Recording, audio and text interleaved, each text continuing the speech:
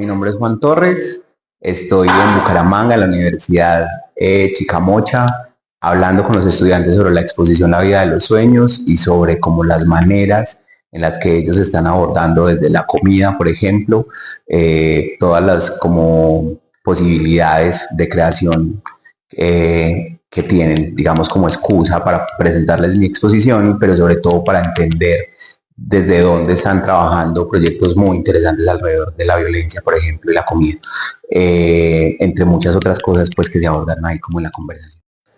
Pero siempre he tenido ahí como la cosa, porque en mi casa, por más que no hacen grandes platos, sí todos son muy cocineros, o sea, todos hacen una sopita, pero esa sopita sabe muy rica, ¿cierto? Entonces, qué sé yo, voy a intentar, lo primero es que es muy importante que tengamos una conversación, ¿cierto? Esta idea, y esa es una de las cosas que estamos intentando desinstalar incluso desde la manera de producción artística, la idea del profesor como centro del conocimiento, pues se desvanece en esta idea de trabajo de investigación, creación sobre todo, porque la investigación, creación, por lo menos desde donde yo la entiendo, tiene que ver sobre todo con los relacionamientos, ¿cierto? Y esos relacionamientos son imposibles si yo estoy parado en el lugar del poder. No, yo soy menos protocolario, digamos, en general. Pero me entusiasma porque entonces, bueno, voy a arrancar. Mi exposición es una exposición sobre como universos, una indagación desde lo pictórico de los universos infantiles y la relación con la violencia, ¿cierto? Entonces yo agarro casi siempre haciendo una investigación sobre temas específicos. Por ejemplo, tengo una exposición que agarré entendiendo que es el parlache. ¿Saben qué es el parlache?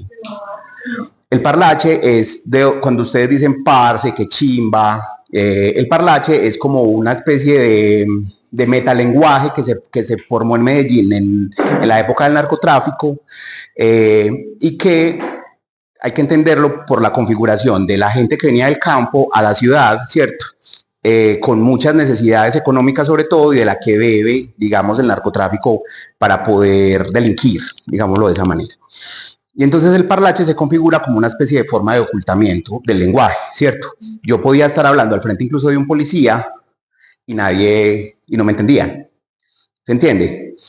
El parlache se parece un poco al lunfardo, que es una forma también de lenguaje que viene del tango, ¿cierto? Percanta, ¿han escuchado tangos? Bien, entonces cuando ustedes dicen chimba, dicen que parche, dicen, bueno, gonorrea como insulto, viene el parlache. Y eso los comunicadores sociales sobre todo lo empezaron a difundir porque lo empezaron a naturalizar. Y entonces a mí me interesaba como mirar qué había de violencia, sobre todo infantil, en ese tema del parlache. Y digamos que aparecen cosas como este elemento, es decir, hay una palabra que es carechimba, ¿cierto? Que aparece como parte del asunto, digamos, gráfico, ¿cierto? Un bastidor y tal, pero además, digamos que hago la relación por ejemplo, en el caso de este marco, de los tugurios, digamos, de las casas hechas con madera reciclada y demás, que empiezan a aparecer en las zonas en donde se produce el parlache. ¿Sí o qué?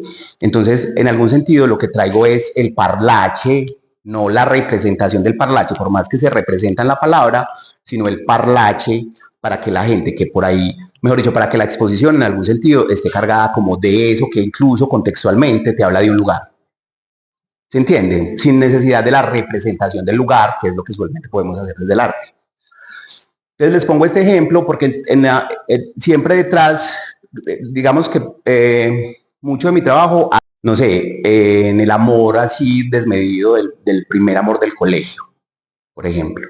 ¿Todos se acuerdan de cuál fue el primer amor que tuvieron en el colegio? Y todos se acuerdan del nombre, además, porque es muy importante. Y esa revolución que significaba esa traga tan jodida que había, pues se vuelve una propuesta artística que se llama Garabato, se termina llamando Garabato mi amor, porque son dibujos infantiles, como muy garabatos de primaria, con contextos de violencia, ¿cierto?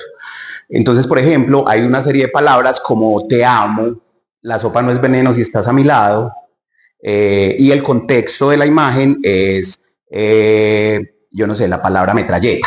La exposición que hay en este momento en Florida Blanca, pues me preguntan es alrededor de efectivamente la relación entre infancia y violencia, pero sobre todo como de las o eso pareciera, como de las vivencias del conflicto armado, ¿cierto? Pero es que en la infancia la violencia es una cosa muy jodida, porque es que el conflicto armado es una violencia que nos ocurre a todos, pero la infancia es un asunto de lo personal, es decir, de lo cercano, de lo inmediato. ¿Ustedes han pensado que es violenta la comida, por ejemplo? Sí. Que desde la comida se ejerce violencia. Sí, pues no tanto en la parte de cuando ya estábamos cocinando. Sí.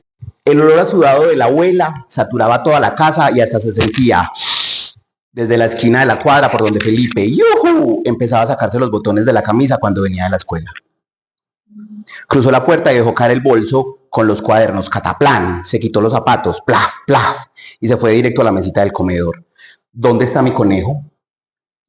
A la pregunta le sucedió un silencio tan ensordecedor como el chuf de la olla a presión que ya pitaba que se serviría de almuerzo sin más demora. Preguntó nuevamente por su mejor amigo. Al conejo respondió la hermanita imprudente, recorriendo su cuello con la punta del dedo índice.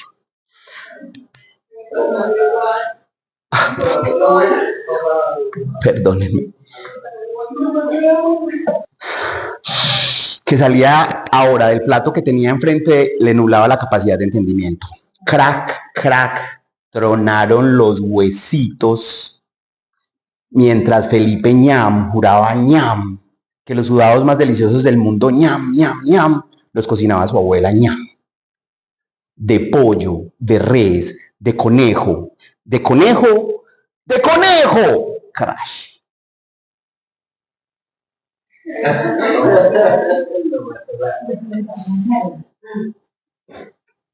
En la comida hay violencia. Y en la relación con la comida hay mucha violencia. Sobre todo infantil. Porque cuando a vos te obligan a comerte la sopa de cebolla o cualquier otra condición, eso es violento para un niño. En mi casa, en la casa de mi hermana, trabaja una chica que nos contaba que cuando ella estaba chiquita no le gustaba la sopa, no recuerdo de qué, y la mamá la obligaba a comérsela pues porque era lo que había. Y cuando ella la vomitaba, la mi mamá la obligaba a volverse a comer. Eso es a mí me pasa eso.